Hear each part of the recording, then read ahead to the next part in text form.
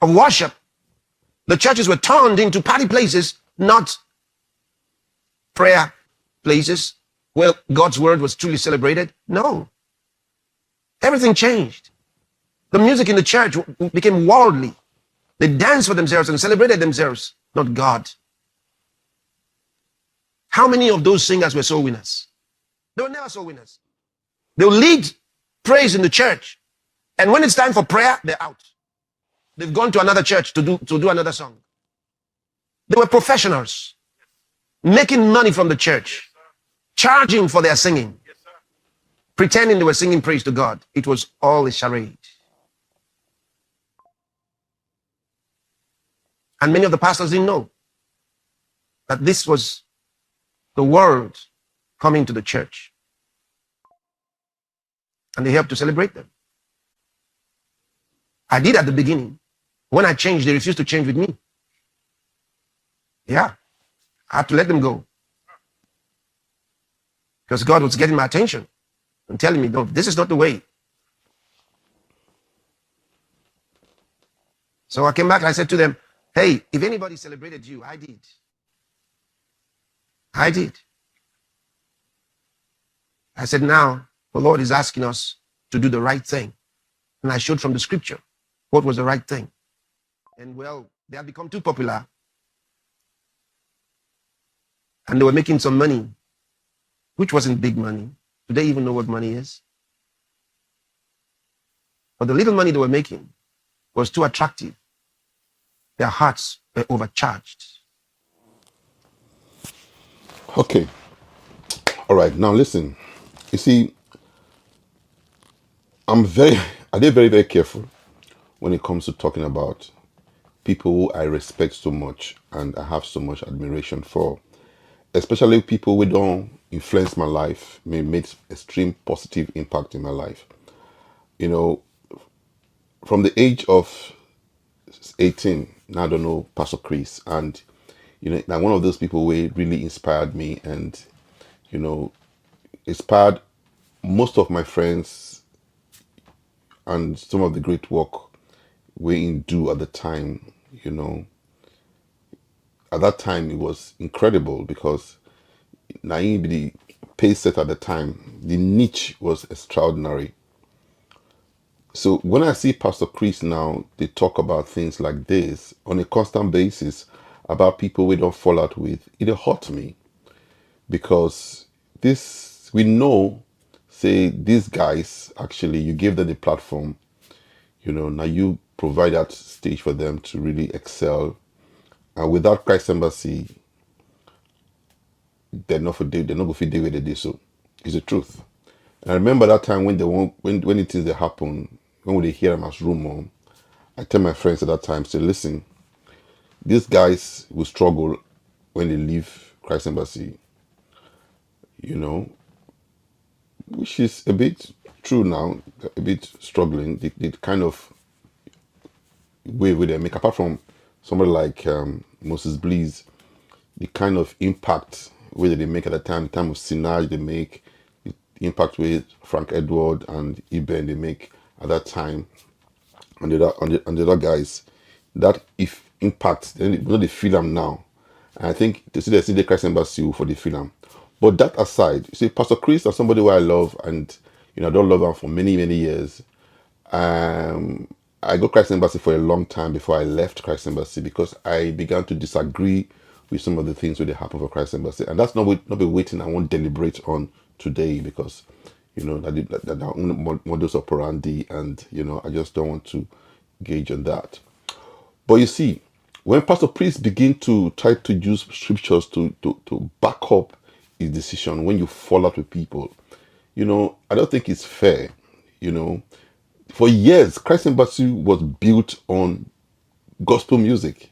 From the origin, Christ Embassy Believers Love World, we know the choir at the time, Agape Streams, or what did they call it at that time?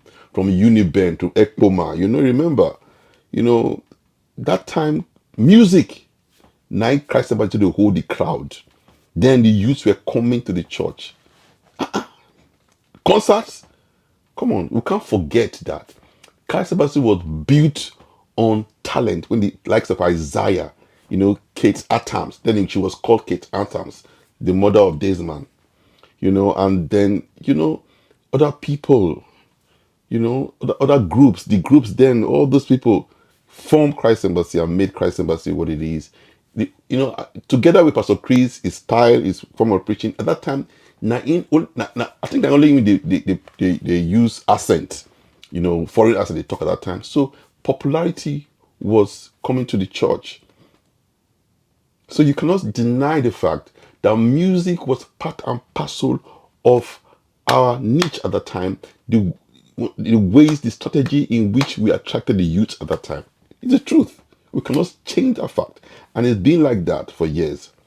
Now, and these people, something like Sinaj has been with you from when she was 22 or so. Sinaj, I think that Port Harcourt she stay before she can go Warri, stay with Pastor Ray in Warri, and then from Pastor Ray when she did with the parish, she was serving in Warri at the time, and then at that age of 22, you took her from Pastor Ray to Lagos, and then she stayed with you since then. She has served with you since then. She dedicated herself, dedicated her life to the ministry. Listen, it's the truth. Then she blew everywhere with her song and everything. Now, fine. She don't become extremely famous globally. Yes, but you have to understand that people would grow. People would grow and then leave. You cannot keep, going on with this rancor and bitterness. You cannot keep doing that. You want to make sure that they don't excel even in their music after they've left the ministry. Why? Okay, let's say this now. The music, you say they are eating, that they're profiting from the church. Pastor, I know that when you started, at least when I met you, you were driving one Benz, and I heard that Benz was provided to you by your father. Today, arguably, you're one of the richest people in the world. And how did you make your money, sir? You made your money through the church. Through the church. Now you say that they're making they are making peanuts. Okay, but you've made billions of dollars. Why don't you allow them make their peanuts? These people have families. When they go to the studio, they don't go to the studio with empty hand. They pay for the studio time. They have to train their voice. It requires time and money to train their voice. They cannot stay under you and eat off you all the time. They need their own, stream of income. And you even said, and the Bible even says, that the gift of a man will make a way for him. So God don't give us talent. We could take shop. You say they're not going to sing secular music, they're not going to sing gospel. So now they go stay the church continuously. They're not going to feed.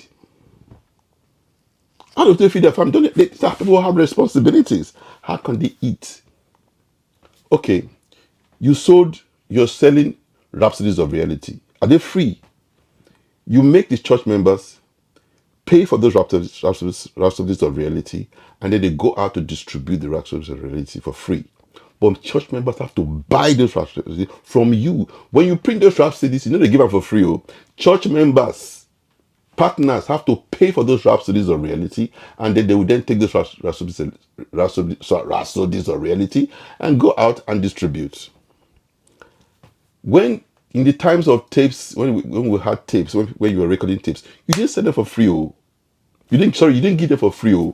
We paid for those tapes. Your books that you wrote, your people paid for those books. Some time ago, I went to 3 weeks ago. I went to the Keja Church, the Lausa Church, and I saw Love Word Medical Center. Now that church has been turned to a medical center, a money generating stream. Where does that money go to? Do people will go to that church? Can the church members go to that medical center and get treated for free? The question they ask, Now these guys, so they make peanuts. How much do they make? Even if they make $5,000 per show, $5,000 per show, $10,000 per show, that is infinitesimal compared to what you they make, what you they get.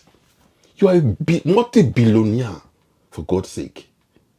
You can start to put these people on salary 10,000 a day, and they will still be fine. And you will still be comfortable. But you didn't do that. Yes, once in a while you give them award of money. But at the end of the day, they will still pay tithe for that award. When seed come outside, when they want to sow seed, you will see when partnership comes that they have to do. At the end of the day, 40% or 60% of that money still goes back to the church. Now, who they win the awards now when they don't leave? Your sister, Reverend Kate, or Pastor Evangelist Kate. She's the one that wins the award. Evangelist Kate, where does she make her money? What kind of business does she do? Then the son, the days man, what kind of business does he do? He's very rich. He's even richer than the singers. Come on, Pastor. Come on.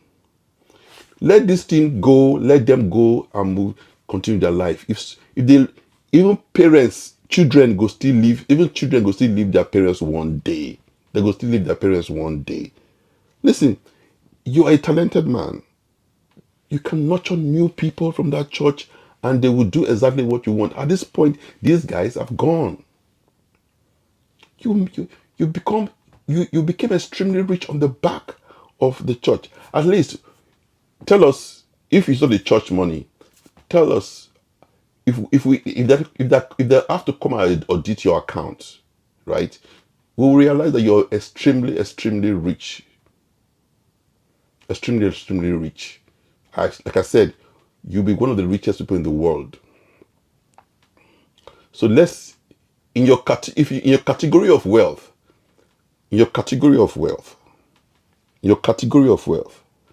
there should be an industry attached to your name. With the kind of money you have, there should be something to show that this is the source of income in an industrial capacity. But we can't see that. So everything, your wealth came from the church. So when you talk about people tend to live off the church, charging the church, making money from the church, are we going to start that argument? Because it's between, are we going to have an argument whether we can't make that argument, because we know that pastors make money from the church. That's how they make their money. So what is wrong in music ministers eating from the crumbs? Even the crumbs, we know when they eat them. Leave them alone, please. This is not to challenge you, but this is just to say that forget about this. All the pastors that have incorporated them, let them go and let them do what they're doing with them. Okay, don't try to destroy their source of income. Just because they left you should not mean that you have to destroy their source of income. You made money from the church. We all know you made money from the church. Extreme amount of money. And I'm not faulting that. You're a very clever, smart man, and you've made your money from the church. It's good, you know. So we will all answer to God in future, you know. Fine, but the people who want to feed their families with little amount of money, please don't jeopardize that, please. I beg you in the name of God.